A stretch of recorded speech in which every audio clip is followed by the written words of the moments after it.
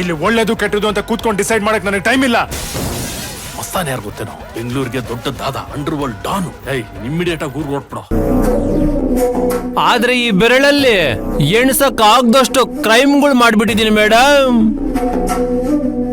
ಅವರು ಪಂಕಜ. ಜ್ಯುವೆಲ್ರಿ ಶಾಪಲ್ಲಿ ಕೊಳ್ಳೆ ಹೊಡೆಯೋದು, ಶಾಪಿಂಗ್ ಮಾಲ್ ಅಲ್ಲಿ ಐಟಮ್ ಕದಿಯೋದು, ಜಾತ್ರೆ ಉತ್ಸವ ಅಂತ ಬಂದ್ರೆ ಸಿಕ್ಕಾಬಟ್ಟೆ ಕೈ ಚಳಕ ತೋರ್ಸೋದು. 6 ಸಲ ಜೈಲ್ಗೆ ಹೋಗಿ ಬಂದಿದೀವಿ ಮೇಡಮ್. ಎಲ್ಲ 15 ದಿನ ಅಷ್ಟೇ. ಆದ್ರೆ ಯಾವ ಕೇಸು ಪ್ರೂವ್ ಆಗಿಲ್ಲ. ಇವನು ಮನೋಹರ್ ಅಂತ. ಮೇಡಮ್, ದೇವಸ್ಥಾನ ಹುಂಡಿ ಹೊಡೆಯೋದು, ಗಾಡಿ ಕಳ್ತನ, ಚೈನ್ ಸ್ನ್ಯಾಚು, ಮನೆ ಬೀಗ ಮುರಿಯೋದು ಎಲ್ಲದರಲ್ಲೂ ಎಕ್ಸ್ಪರ್ಟು. ನಿಮ್ ತಾಕತ್ತೇನು ಅಂತ ಹೇಳಿದ್ರಿ, ಆದ್ರೆ ನಿಮ್ ಒರಿಜಿನಲ್ ಐಡೆಂಟಿಟಿ ಏನು ಅಂತ ನನಗೆ ಸ್ವಲ್ಪ ಹೇಳ್ತೀರಾ? ಮೇಡಮ್, ಯಾವತ್ತೂ ಅವ್ರ ಒರಿಜಿನಲ್ ಐಡೆಂಟಿಟಿನ ಎಲ್ಲೂ ಹೇಳಲ್ಲ ಮೇಡಮ್. ಸದ್ಯಕ್ಕೆ ಈ ಪ್ರಾಜೆಕ್ಟ್ಗೆ ಇವನು ರಾಜೀವಪ್ಪ, ಇವಳು ಪಂಕಜ, ಇವನು ಮನೋಹರ, ಇಷ್ಟೇ ಮೇಡಮ್. ಕೆಲಸ ಏನು ಅಂತ ನಿಮಗೆ ಗೊತ್ತಲ್ವಾ? ಮೇಡಮ್, ಹುಡುಗಿ ಫೋಟೋ ತೋರಿಸಿದ್ದಾರೆ. ಈಗೇನು ಆ ಹುಡುಗಿಗೆ ನಾನು ಚಿಕ್ಕಪ್ಪ ಆಗ್ಬೇಕು, ಇವಳು ಚಿಕ್ಕಮ್ಮ ಆಗ್ಬೇಕು, ಅಷ್ಟೇ ತಾನೇ? ಬೇಡ ಬೇಡ, ಫೀಲ್ ಇರಲ್ಲ. ನೀವಿಬ್ರು ಆ ಹುಡುಗಿಗೆ ಅಪ್ಪ ಅಮ್ಮನೇ ಆಗ್ಬೇಕು. ನೀನು ಅಣ್ಣ ಆಗ್ಬೇಕು. ನಿಮ್ ಪರ್ಫಾರ್ಮೆನ್ಸ್ ಹೇಗಿರ್ಬೇಕು ಅಂದ್ರೆ ಅವಳೇ ಇವರು ನಿಜವಾಗ್ಲೂ ನಮ್ಮ ಅಪ್ಪ ಅಮ್ಮನ ಅನ್ನೋ ಹಾಗೆ ಕನ್ಫ್ಯೂಸ್ ಆಗ್ಬೇಕು. ಗೊತ್ತಾಯ್ತಾ? ನಾವು ಮೋಸ ಮಾಡೋದಕ್ಕೆ ಚೆನ್ನಾಗಿ ನಂಬಿಸ್ತೀವಿ ಮೇಡಮ್, ನಂಬಿಸೋದಕ್ಕೆ ಚೆನ್ನಾಗಿ ಆಕ್ಟ್ ಮಾಡ್ತೀವಿ. ನಮ್ದು ಒಂಥರ ಬೇನಾಮಿ ಟೀಮ್. ಯಾವ್ದಾದ್ರೂ ಡೀಲ್ ಇದ್ರೆ ಮಾತ್ರ ನಾವು ಒಟ್ಟಿಗೆ ಸೇರ್ತೀವಿ. ಡೀಲ್ ಮುಗೀತು ಅನ್ಕೊಳ್ಳಿ, ನಾವ್ ಯಾರ ಕೈಗೂ ಸಿಗೋದಿಲ್ಲ. ಒಂದೊಂದು ಪ್ರಾಜೆಕ್ಟ್ಗೆ ಒಂದೊಂದು ಟೀಮ್ ಮೇಡಮ್. ನಿಮ್ದು ಬರೀ ಕಿಡ್ನಾಪ್ ಅಷ್ಟೇ ಅಲ್ವಾ? ಬರೀ ಕಿಡ್ನಾಪ್ ಅಲ್ಲ, ನೀವ್ ಆ ಸುರ್ಬಿನ ಕೋಲ್ಕತ್ತಾಗೋ ಬಿಹಾರ್ಗೋ ಕರ್ಕೊಂಡೋಗಿ ಯಾವ್ದಾದ್ರೂ ಹುಚ್ಚಾಸ್ಪತ್ರೆಗೆ ಸೇರಿಸ್ಬೇಕು. ಮತ್ತೆ ಅವಳು ಯಾವ್ದೇ ಕಾರಣಕ್ಕೂ ಅವಳು ಅಲ್ಲಿಂದ ಇಲ್ಲಿಗೆ ಬರಬಾರ್ದು.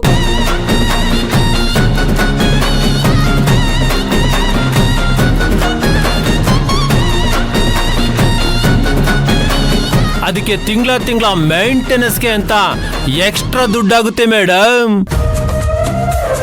ಯಾಕಂದ್ರೆ ವಾರ್ಡ್ ಖರ್ಚು, ಡಾಕ್ಟರ್ ಖರ್ಚೆಲ್ಲ ಇರುತ್ತಲ್ಲ, ನೋಡ್ಕೋಬೇಕಲ್ಲ.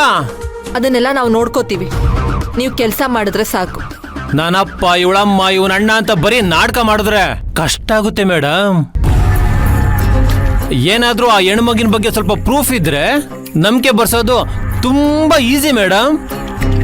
ನೀವು ಸುರ್ಬಿ ಅಪ್ಪ ಅಮ್ಮ ಅಂತ ಹೇಳ್ಕೊಳ್ಳೋದಿಕ್ಕೆ ಕೆಲವು ಡಾಕ್ಯುಮೆಂಟ್ಸ್ಗಳು, ಫೋಟೋ ಆಲ್ಬಮ್ ಮತ್ತೆ ಆಧಾರ್ ಕಾರ್ಡ್ ನಾವೆಲ್ಲ ರೆಡಿ ಮಾಡಿಸಿ ಕೊಡ್ತೀವಿ.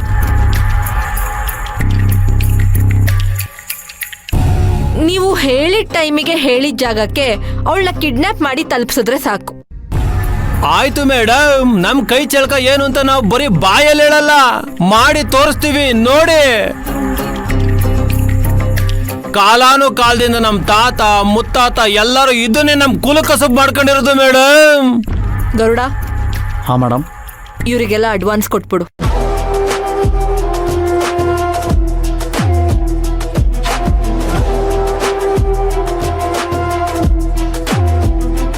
ನೀವು ಕೆಲಸ ಹೇಗ್ ಮಾಡ್ತೀರಾ, ಹೇಗ್ ಮುಗಿಸ್ತೀರಾ ಅದ್ ನನ್ಗೆ ಗೊತ್ತಿಲ್ಲ. ಆದ್ರೆ ವಿಷಯ ಯಾವುದೇ ಕಾರಣಕ್ಕೂ ಹೊರಗಡೆ ಬರಬಾರ್ದು. ಹಾ ಮೇಡಮ್. ಹಾಗೇನಾದ್ರೂ ಬಂದ್ರೆ ಜೀವನದಲ್ಲಿ ಇದೇ ನಿಮ್ಮ ಲಾಸ್ಟ್ ಪ್ರಾಜೆಕ್ಟ್ ಆಗತ್ತೆ. ನಿಮ್ಮೂರಿಗೆ ನಿಮ್ಮ ಬಾಡಿಗಳು ವಾಪಸ್ ಹೋಗದೆ ಡೌಟ್ ಆಗತ್ತೆ.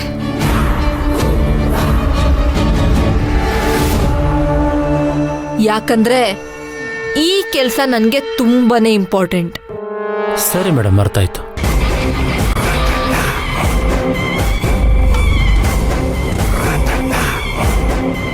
ಅರ್ಥ ಆಯ್ತಾ? ಹಾ madam. Garuda,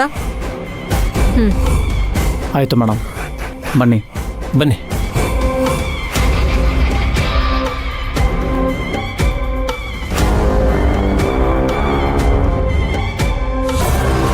Surabhi, your time starts now.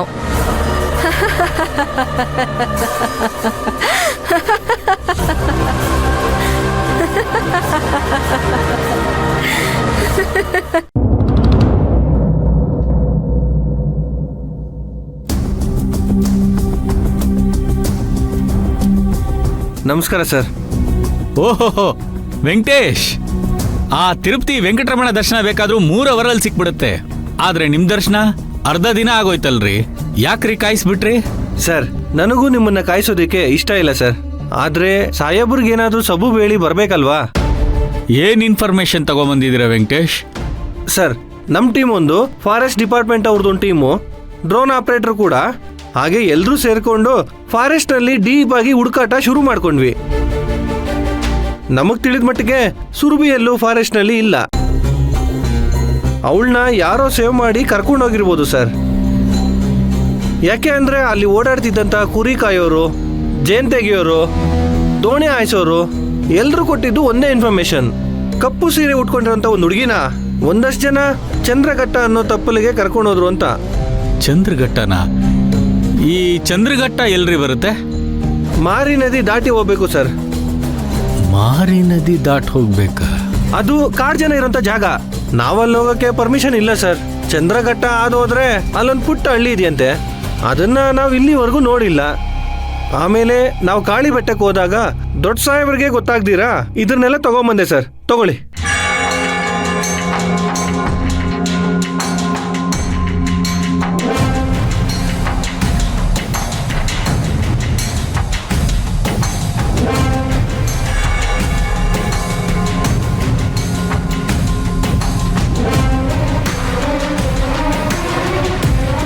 Sir, ನಮ್ಮ ಸಾಹೇಬ್ರದ್ದು ಅದ್ದಿನ ಕಣ್ಣು. ಅವ್ರನ್ನ ಯಾಮಾರಿಸಿ ಇದನ್ನೆಲ್ಲ ತಗೊಂಬರೋದು ತುಂಬಾ ಕಷ್ಟ ಆಯ್ತು. ಓಹೋ, ಸ್ವಲ್ಪ ಹೆಚ್ಚು ಕಮ್ಮಿ ಆದ್ರೂ ನನ್ನ ಕೆಲಸ ಹೋಗ್ಬಿಡುತ್ತೆ. ಕೆಲಸ ಹೋದ್ರೂ ಪರವಾಗಿಲ್ಲ, ಸಾಕ್ಷಿ ನಾಶ ಮಾಡ್ತಾವನೆ ಅಂತ ನನ್ನನ್ನು ಜೈಲಿಗೆ ಹಾಕ್ತಾರೆ ಸರ್.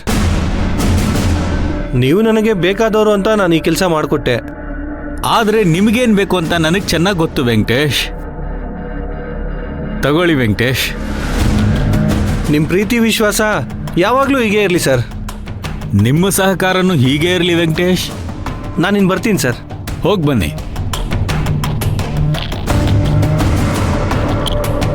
ಇದು ಕಾಡ್ ಜನರಿಗೆ ಸಂಬಂಧಪಟ್ಟಿದ್ದು. ಆದ್ರೆ ಈ ಮೊಬೈಲ್ ಯಾರ್ದು ಅಂತ ಮೊದಲು ಕಂಡುಹಿಡಿಬೇಕು.